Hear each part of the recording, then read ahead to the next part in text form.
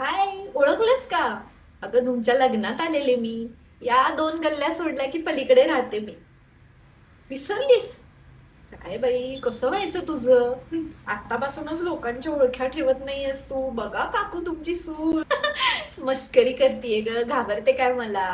बरं असू दे. कसं चाललंय सगळं? जॉब बिब जॉईन केलास का? नाही म्हणजे घरात बसून बसून असं डोकं भन भन भन करत असेल ना तुझं. जॉबची सवय तुला म्हणून म्हटलं. मंगळसूत्र दिसत नाहीये ग. दिसलं दिसलं, घालत जा बर का.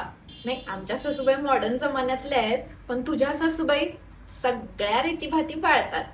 मलाही अगदी त्या संस्कारीच समजतात. पण कसं आहे, बाहेर फिरताना मी जरा आपलं फॅशन करत असते. आई वडिलांची आठवण थोडे दिवस येते आणि नंतर मग इकडे करमून जातं. करमायलाच पाहिजे. चल, आईकडेच चाललीये मी, म्हटलं जाता जाता भेटून जावं तुला. नाही, कॉफी पिली मी काकू तिच्या हातची. पण खरं सांगू, तुम्ही जी कॉफी बनवता आणि ती पिली, फ्रेशनेस आ हा हा. पण मला आज काय एवढं फ्रेश नाही वाटलं तिच्या हातनी कॉफी पिऊन. पण नेक्स्ट टाइम मी तुमच्या हातची पिल बरं. लावा मग तिला सवय थोडी थोडी. चला, जाते मी आता.